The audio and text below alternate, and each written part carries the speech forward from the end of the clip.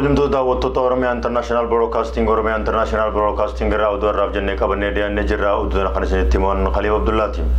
Hooggantoonni TPLF torbee dabree Tigraay keessatti qabamanii gara Finfinnee geeffamanii Jimmata dabree mana murtii dhiyaataniiru. Namoonni kunneen mana murtii sadarkaa tokkoffaa Ramaddii Daddachaa Araadaatti kan dhiyaatan yoo ta'u, kanneen keessaa hooggantoonni TPLF duraanii keessaa obbo Sibahat Naggaa, obbo Abbaay Walduu, Aadde Keeriyaat Ibrahim, Dr. Abrahaam Takastaa fi Aadde Qiddis Naggaa akka argaman ibsameera. Guutuu gabaasa kana akka itti aanu kanatti isin biraan geenya. Obbo Sibahat Naggaa, Aadde Keeriyaa Ibrahim, obbo Abbaay Walduu fi Aadde Qiddis Naggaa torbee darbee Tigraay keessatti qabamanii gara Finfinnee hooggantoota geeffaman keessaa obbo Sibahat Naggaa fi Aadde Keeriyaa Ibrahim dabalatee Jimmata mana murtiitti dhiyaataniiru. Tajaajilli oduu Itoophiyaa akka gabaasetti hoogganoota dabalatee namootni mana murtiitiif dhiyaatan rakkoo Tigraayitti dhalatee wal qabatee hooggantoota TPLF yakkaan shakkaman keessaa 20dha. Namoonni kunneen mana murtii sadarkaa tokkoffaa Ramaddii Daddachaa Araadaatti kan dhiyaatan yommuu ta'u, kanneen keessaa hooggantoonni TPLF duraanii keessaa obbo Sibahat Naggaa, obbo Abbaay Walduu, Aadde Keeriyaa Ibrahim, Dr. Abrahaam Takastaa fi Aadde Qiddis Naggaa akka argaman ibseera. Shakkamtoota har'a mana murtiitti dhiyaatan keessaa waraana biyyattiitti buufatee jiru haleeluudhaaf yakkoota biraa kan barbaadaman ta'uu poolisiin qorata mana murtiitiif dhiyeessaniiru. Poolisiin dhimma kana qorachaa jiru shakkamtoota 20 mana murtiitti dhiyaatan irratti beellama guyyaa 14 gaafatee guyyaa 14 warqateetti jira. Tajaajilli oduu Itoophiyaa hoogganoota olaanaa mana murtiitti dhiyaatanii ala namoonni kaan eenyu akka ta'an hin ibsine.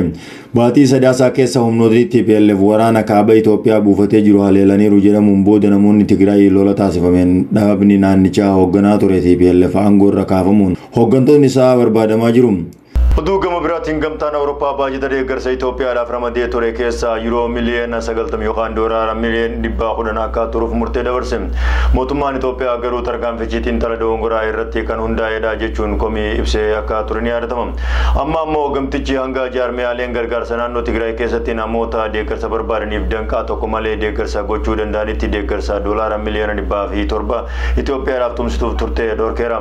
Dawlata gabaasa kana ammas akka itti aanu kanatti isiniif qindeessine.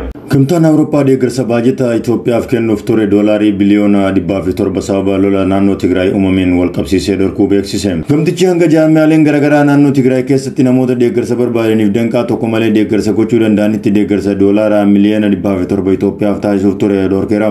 Barreeffama irra gamtaan Awurooppaa baaseen dippiloomatiin olaanaan gamtichaa Joosep Boreelaan muummicha ministeera Abiy Ahmad haaluma badhaasa Noobeelii nagaa kan dura argataniin lola naannoo Tigraayitti uumame dhaabsisuuf tarkaanfii akka fudhataniif gaafataniiru.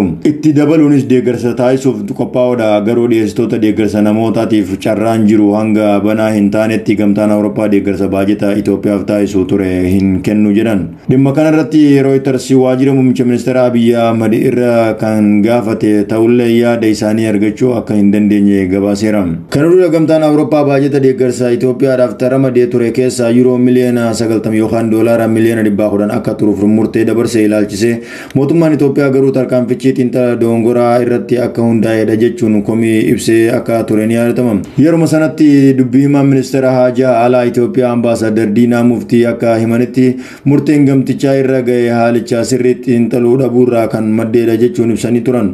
Baatii muddee keessa mootummaan Itoophiyaa dhaabbilee deeggarsa naannichaa lammiilee deeggarsi barbaachisuuf akka qaqqabsiisaniif mootummaa gamtoomanii waliin waliigaltee irra gahuu ibsee ture.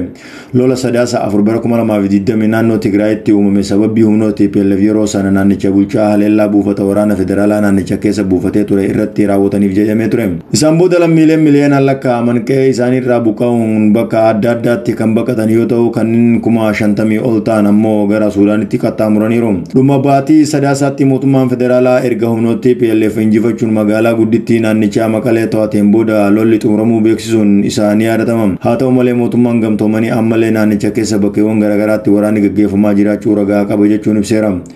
Baatii muddee keessa gamtaan Awurooppaa lola naannoo Tigraayitti uumame hordofuun deeggarsa ramadee tursiisee ibsee ture. Qondaalli gamtaa Awurooppaa Booreel lolli naannoo Tigraayitti raawwatame ol aantummaa seeraa kabachiisuun oliidha jechuun haala tasgabbii naannicha waliigalaatiif yaaddoodha jechuun isaan gabaafameera.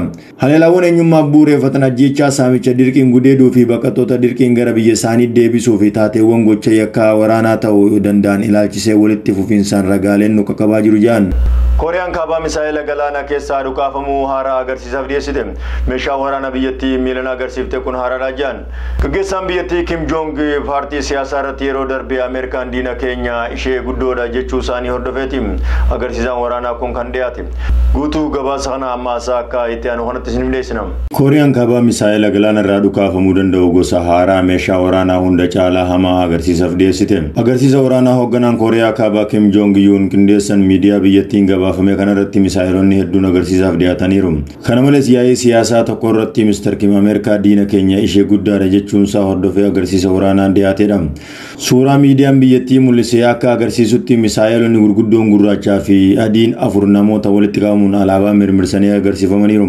Xiinxaltoonni akka himanitti meeshaa waraanaa akkasii biyyattii dura agarsiiftee hin beektu. Ogeessi Kooriyaa kaabaa Ankeet Paandaa bara haaraatti misaa'ila Pubguksong haaraa jechuun toora tiwutaraa gubbatti barreesseera. Mr. Kim Koofiyaa rifeensa qabdu keewwatanii seeqaa harka raasaa agarsiisa waraanaa magaalaa guddoo biyyattii Pyongyang addabaabaayii Kim Sang irratti argamaniiru. Agarsiisa kana irratti loltoonni lafoo taankoo fi waandii fi gurguddaan dhiyaataniiru. Tajaajilli oduu biyyattii Kooriyaan Central News Agency jedhamu qondaalli biyyattii akkas jedhee dubbate. Meeshaa waraanaa addunyaa irratti hunda caalaa hamaa ta'e misaa'iliin galaana irraa dhukaafamuu danda'u addabaabaayii kanatti dabreen seene kunis cimina humni waraanaa kun mul'iseera jedhan. Meeshaa waraanaa kun baaruudha boombii niwukilaara baachuu kan danda'uu fi kutaalee Ameerikaa kamiyyuu qaqqabuu danda'a jedhamee yaadama. Miseensota paartii biyyattii bulchaa jirutti torban dabre Kim wayita haasaan meeshaalee waraanaa niwukilaara Kooriyaan kaabaa qabdu babal'isuun akka barbaadan waada seenan. Kana malees dandeettii biyyattiin waraana irratti qabdu misaa'ilota fageenya dheeraa fuguqfamanii galaanaa fi lafarra fuguqfaman guddisuu akka barbaadan himan. Filannoo pirezidaantummaa Yuugaandaa kamisa darbee gaggeeffameen pirezidaantiin biyyattii kan ture Muuseveniin sagalee kenname keessaa parsantii 58 64 argachuudhaan mo'achuu isaa komishiniin filannoo biyyaalessaa beeksiseera. Guutuu gabaasa kana akka itti aanu kanatti isin biraan geenya.